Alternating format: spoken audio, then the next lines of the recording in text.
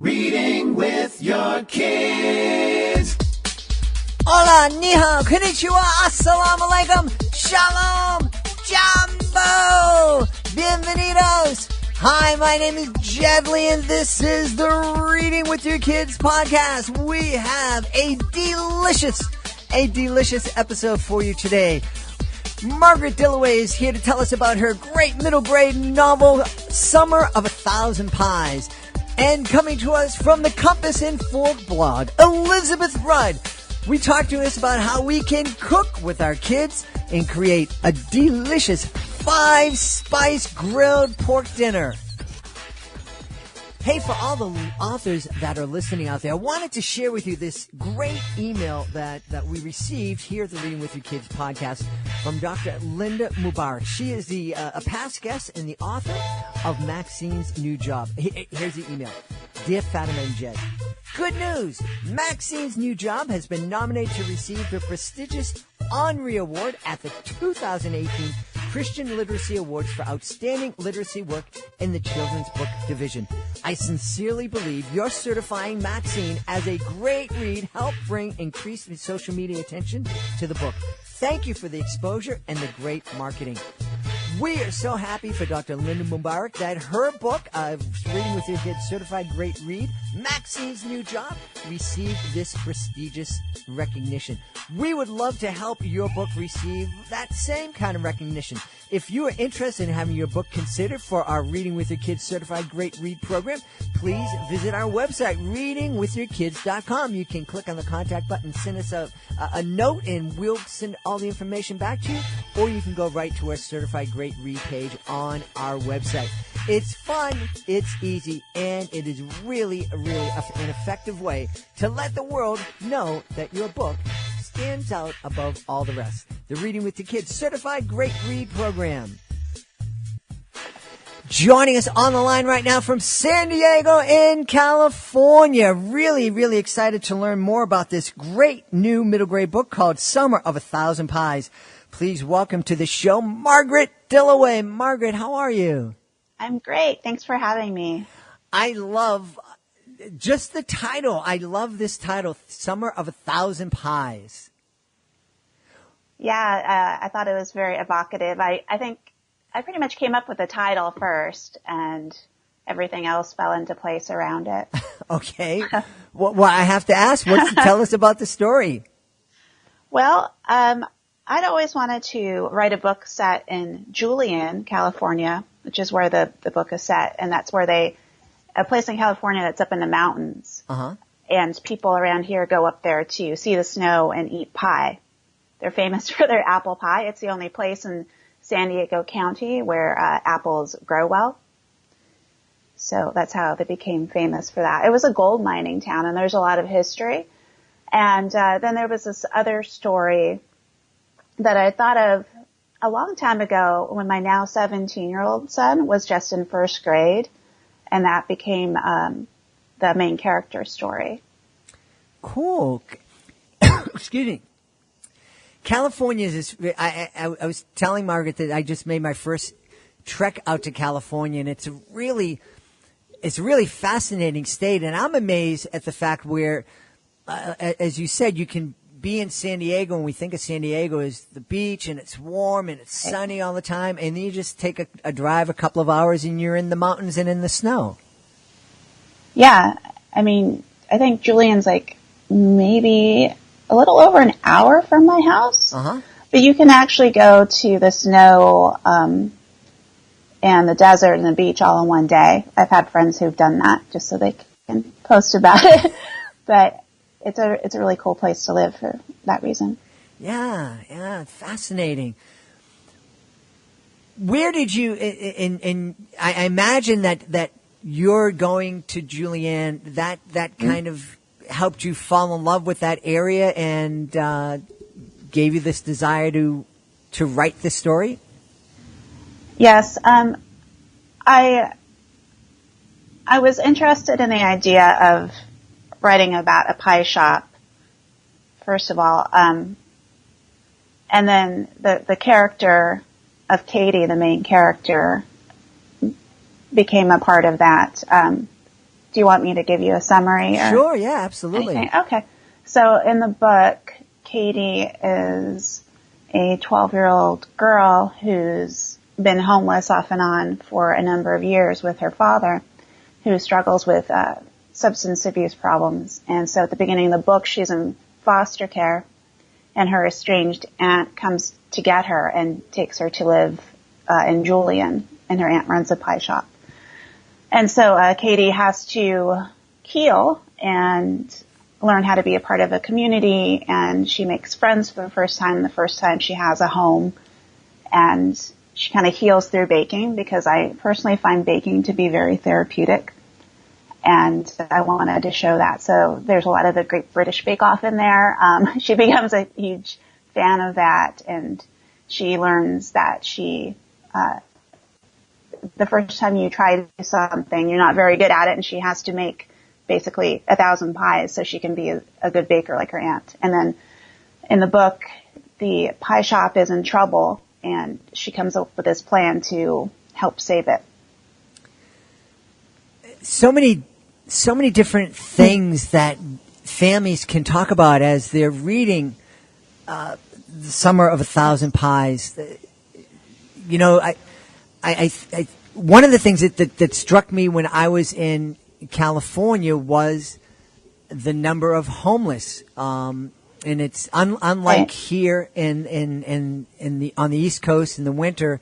You have folks living in tents on the streets in large areas in Los Angeles, and I think when folks are thinking about homeless, they're thinking about men living on the streets or living in shelters, but I don't think we realize how many kids are living in homeless situations. Yes. Here in Boston, for example, there's 7% of the kids attending the Boston Public Schools are homeless. Yes. And so I think that's a great thing for families to start talking about. Yes. That's part of the reason I wrote it. In our schools too, like I live in a pretty nice neighborhood, and there are quite a few students who are living in their cars, and they don't talk about it. And we were trying to help some kids go to prom last year, and it was difficult because the teachers, don't want to divulge their information, but people wanted to help, and they were ashamed to talk about it. And in our little bubble of privilege, we usually don't think about these other kids, the kids who can't afford to pay for all these school dances or go to prom and do all these things. And so this book is also a lot about privilege. There's also a storyline about an undocumented family who works for her aunt. Mm-hmm. So there's an immigration plot line too. Really some important subjects for all of us to, and I mean that. I mean, I think as a family, this would be a wonderful book for a family to co-read together, because I think it would not only open up the eyes of kids, but just open up the eyes of parents and help them look at the world in a different, more empathetic way, I think. Yes, that was my hope in writing it, to really show the nuances of all these issues and to show the humanity of the people involved. Yeah.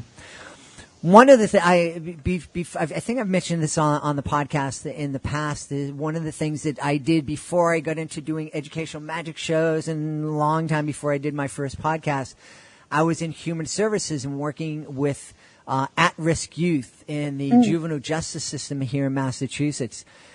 And I was amazed, and initially amazed at these kids when I would first meet them, because that was my training, meet them on paper and read their record and read all the things that the other officials, the police and the courts had written about them. And then I started meeting these kids, and I very quickly stopped reading the reports first, because the kid was the kids were so much different, you know, and I think that that's one thing that we forget. We have these labels on kids, homeless, at risk, Right. Immigrant, foster kid, and sometimes we're amazed when that middle school, that 12, 13-year-old kid is, wow, she likes to bake, and it shouldn't surprise it, but it does sometimes. Right. In the book, she used to get into fights a lot, so that's kind of what she was known for at school, and that's based. When my son was a little kid, he had what they called a reading buddy, an older kid who would come to the first grade classroom and read with them. And his reading buddy was this boy who was homeless, and kids made fun of him because he didn't smell good, I guess, and because he didn't have any access to showers and things like that. So he was bullied a lot, and he always got into fights, and he never smiled. But I saw my son run up to him and give him a big hug, and this boy got this beautiful smile on his face. He was so happy to see my son, and that just stuck with me all these years. So that kind of interaction is in the book, and that's kind of what planted the seed for this book. How does it feel as an author being able to put a human face on a character that very much is like that child that made such a difference in your son's life? Well, it's interesting because it's obviously like one little thing sparked the whole character, and so the character is made up. But for me, the most rewarding part is when I go to a school or I meet a child who is like the child in the book, and they tell me this kid is like me, and they've never seen themselves represented before in a book, and they get really excited and emotional. I get super emotional. I think another really valuable thing that we can talk about with our kids as we're reading Summer of 1,000 Pies is just that idea that sometimes it takes 1,000 pies. We have to make 1,000 pies. We have to juggle 1,000 times, shoot 1,000 free throws before we get good at something. Yes, that's something that I've talked about with my kids a lot. Often my youngest would kind of get frustrated when she tried something new and she wasn't immediately an expert at it, right? So it's just that idea that if you like something, you can keep working at it and become better at it if you put in enough time. Tell us about, we don't have time to talk about all of your other books, but tell us about a couple of your other books. So my other kid series is called Momotaro. It's a Japanese fantasy series that's about a contemporary biracial boy here in San Diego, and he has to save the world from these monsters who are responsible for all the strife and global warming and everything bad going on in the world. And Momotaro is the name of a Japanese fairy tale hero who comes out of a peach and fights monsters. So he finds out that he is the heir in the line to Momotaro. But he's different because he's half Asian. He's not full Asian, so they don't know how his powers will manifest. So it's a lot about self-identity in that one, too. And that's from Disney Hyperion. And then I have women's fiction novels from Putnam. And the most famous one of those is called How to Be an American Housewife, which is about a Japanese woman and her biracial daughter growing up in the U.S. You featured a number of different biracial characters in your books. What was the inspiration for that? My mother was from Japan, and she married my father in 1958, so I've spent most of my life thinking about that kind of the issue and the concept of wondering where you belong, which culture you belong in. And I think that's a theme that has carried over into all my books, no matter if it's about a half Japanese person or not. It's like somebody who is straddling two different worlds, kind of, and doesn't know where they belong. Very fascinating. Well, how can folks find out more about Summer of 1,000 Pies and more about all the books that you're creating? You can go to my website, which is www.margaretdilloway.com. Dilloway is like Mrs. Dalloway, but with an I. That's how I always say it. Awesome. Dilloway. Or you could go to my Facebook page, which is just under Margaret Dilloway if you search for that. Wonderful, wonderful. Well, we want to encourage everybody to check out Summer of 1,000 Pies, a brand new middle grade book from our guest, Margaret Dilloway. Margaret, thanks for being on our show today. Thank you so much for having me. Before Elizabeth Rudd takes us into the kitchen to create that delicious 5-spice grilled pork, we want to let you know that we would love to come to your community with our brand new family experience called Reading with Your Kids Live. It's basically my educational magic show that focuses in on our shared love of reading and learning and celebrating that shared love with some great storytelling, with some fantastic interactive magic, and lots of fun. One of the other things we're going to be doing is trying to find some great families, great kids and parents to be on future episodes of the podcast. So check it out. Please go to our website, readingwithyourkids.com/live, readingwithyourkids.com/live. Put your traveling hats on, ladies and gentlemen. We're going to go for a ride around the world with our friend from compassandfork.com. Please welcome back to the show, calling us from Melbourne in Australia. Please welcome back Elizabeth Rudd. Elizabeth, how are you? I'm fantastic. How are you? I'm wonderful. I always look forward to our conversations. It's kind of like traveling, doing a little bit of traveling, and kind of flying over a country, and I imagine like a sniffing some of the scents that I feel as we're going over the country, and then running upstairs to my kitchen so I can try the recipes myself. Oh, lovely. That's a lovely picture, isn't it? It is. If only we could fly. I know. But this is one of the reasons I love having you on, because this is kind of the things that we can do with our kids is, we can, especially now with the internet, we can go to compassandfork.com, making sure we spell out the N when we put the address into our browser. And see the different sites and see the pictures and find out a little bit about the country, and then discover a recipe that we want to try. And then we can just imagine ourselves going on a journey. And we can go on a journey because we'll have to go out and get the ingredients. And I mean, you can make a whole day activity out of this. Yes, definitely.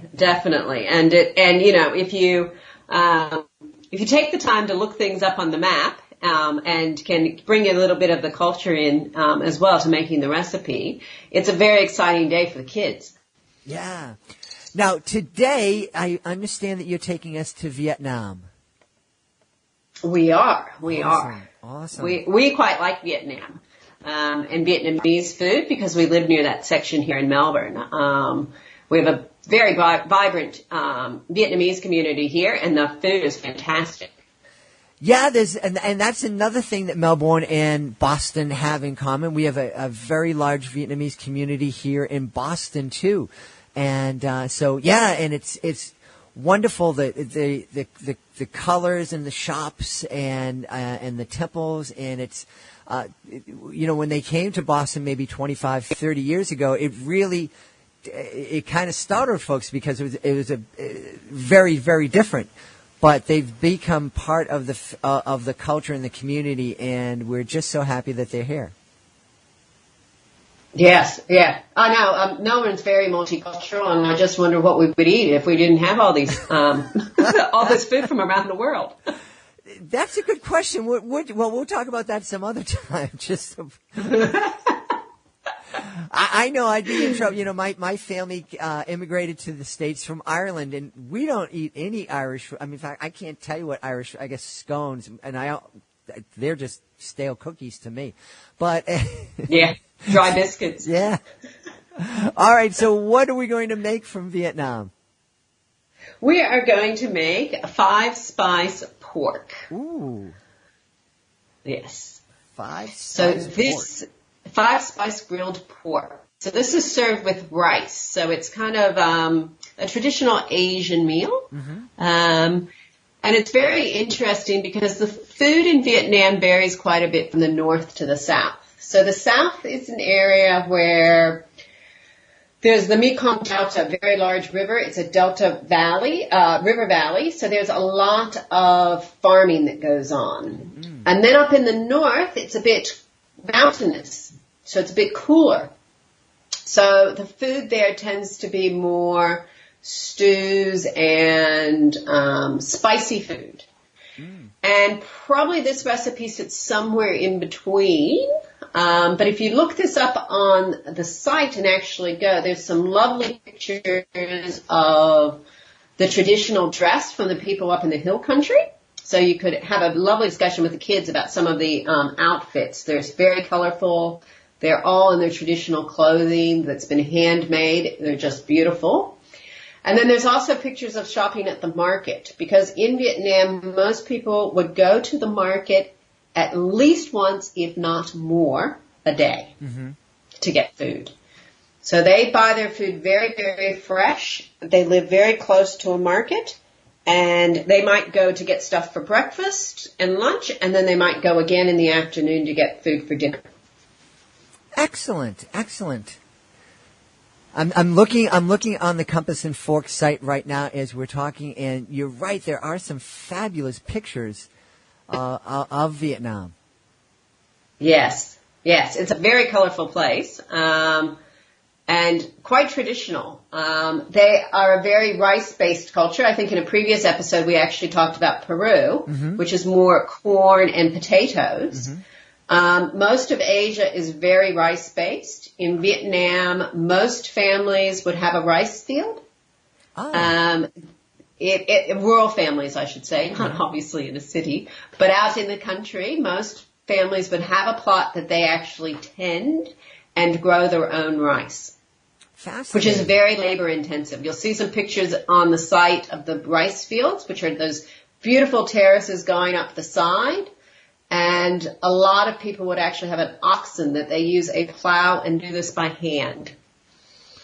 Wow, fascinating. Just talking to kids about where rice comes from, I think that's valuable too, because I think a lot of kids think rice, where does rice come from? It comes from a bag you get at the grocery store. Yeah, exactly.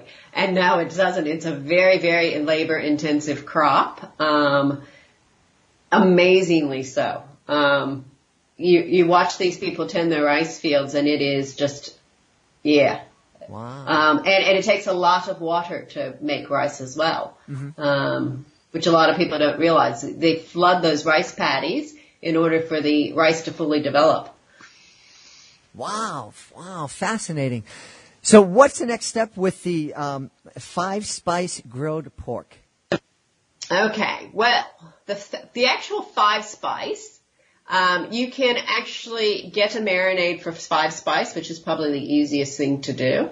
You could buy this as a blend just in the grocery store. And then we're going to use pork fillet, because that one is a very low-fat meat, and you just want to thin that slice that thinly. And then we're going to use some other Asian spices, which would be lemongrass, garlic, some shallots, a bit of black pepper, a little bit of honey, some fish sauce. Fish sauce is a bit like a soy sauce. You buy it in the grocery store next to the soy sauce. And it actually has a bit of a salty taste. So use sparingly if you're not familiar with it. Then some soy sauce, oyster sauce, again, an Asian sauce, a little bit of grated ginger, and some sesame oil. All right. So put those all together. Uh-huh. What was that? I said there's a lot of different things kids can help adding to the big mixing bowl. Yes, and since a lot of them are sauces or spices, getting them to help you measure is a great thing to do. Yeah. Help them measure, and then they can mix up the sauce, and then you're just going to marinate the pork, which again is a good thing to have kids do with you as well. So marinate that pork together and then put it in the refrigerator for 30 minutes. So if you start this recipe, maybe you can use those 30 minutes again to talk a little bit about Vietnam. Maybe go find it on the map at this point, and just have a little bit of a chat about rice and stuff in general. Yeah. I love this. It is a great way to spend time as we're waiting for that food, and also teaching kids a little bit of patience and delayed gratification. It's not just you just don't throw food into the microwave and have it come out and eat it a minute later. Some things take time, and it's worth the wait. Exactly. And if you want to marinate it for longer than 30 minutes, that's fine. So if you want to start the recipe and you need to go do something else, it can sit for longer than 30 minutes. It'll just have even more flavor, which is perfect. Excellent. So we've marinated the food. We've talked math with our kids as we're measuring things out and then mixing them together. And we've sat down and talked about Vietnam as we were marinating the pork. What's next? So we're going to make some steamed rice. So put the steamed rice on, and then we just need to cook the pork. So you can do this in a pan, or you can do it out on a barbecue if you have a barbecue handy and you want to do it. You can also toss it in a wok. In Vietnam, most people would do this outside on a barbecue. A bit like Thailand, they tend to be a culture that cooks outside because, again, it's quite warm in most of the country. So depending on where you are, you just need to cook it. And then we're going to garnish it with a little bit of color on the top. So if you use some spring onions, the kids might not like chilies, but you might find something that's red, maybe a red pepper or something, and just slice those thinly to put a little bit of color on the top. And then when the steamed rice is ready, just serve it in a bowl with the pork on the top. Wow, fantastic. Now, it just sounds fantastic. Sounds delicious. I would love this. I think I have to do it this weekend. Just wonderful. And again, just that opportunity to be with our kids and to help them make some decisions and talk math while we're measuring things and putting it together, and that time bonding together. That's such a wonderful family activity. It is. And it's interesting because it's one of the things we used to always do with our kids who are now grown up, and they actually still cook. And it's interesting how often they say to us, "Oh, we remember making this with you guys." Cool. Very, very cool. And it's like, oh, yeah, we're glad you actually like it enough to still make it. But we're actually glad that they really remember the time we all spent in the kitchen doing things. Yeah. And that really, and I'm the same way. My kids are now 22 and 25, and there's a lot of times when they come up and they go, "Remember when?" And parents, I know sometimes it's really hard. You're busy. You're doing a bazillion different things, and the kids kind of seem cranky. But whatever effort you're putting into spending time, reading with the kids, cooking with the kids, it is worth it, and you'll get the reward. And my tip is actually, if you get them cooking while they're young, you will definitely get the rewards because they'll keep cooking while they're teenagers, and they actually get to the point they can actually help with dinner, or they can have a day of the week that they actually cook dinner. Our kids used to love that. We're going to cook you guys dinner. Yeah. All right. Well, my son is going to be cooking me dinner on Saturday night, so I'm looking forward to that. See, there you go. There you go. Awesome. Well, this recipe will be on our show notes and in our blog at readingwithyourkids.com. You can also go to compassandfork.com. Make sure you spell out "and" when you're putting that in, and you can find this recipe and hundreds of other recipes and lots of great pictures. Elizabeth, I am so excited. I can't wait for you to come back and take us to a new destination. Oh, that sounds wonderful. I'll look forward to it. Our guest tonight has been Elizabeth Rudd. She is the driving force behind Compass and Fork. Check it out. Thanks, Elizabeth. Thank you for having me. Please be sure to join us for the next edition of the Reading with Your Kids podcast. Our guest will be our friend Sean P.B. Robinson. He has a brand new picture book out called Jerry the Squirrel Volume 2. You do not want to miss it. Hey, we've said it before. We're going to say it again because we mean it. We would love to have you on the show if you are the author of a great children's book, or if you are a chef and can tell us a great recipe that we can create with our kids. We'd love to have you on. And being a guest, it's fun, it's easy, and it's absolutely free. That's right. You'll get a chance to talk to thousands of people about your great book, or about your great restaurant, or about your great recipe. Whatever exciting thing you have to share with families, we can help you share it with the world. All you need to do is visit our website, readingwithyourkids.com. Click on the contact button. Let us know what you are writing about, and we will let you know the next easy steps. Hey, I want to thank Margaret Dilloway for being here today. We want to thank Elizabeth Rudd, and we want to thank you. Thank you so much for taking the time to join us. And as always, thank you so much for taking the time to make the world a better place by reading with your kids. I'll be looking for you in the next edition of the Reading with Your Kids podcast.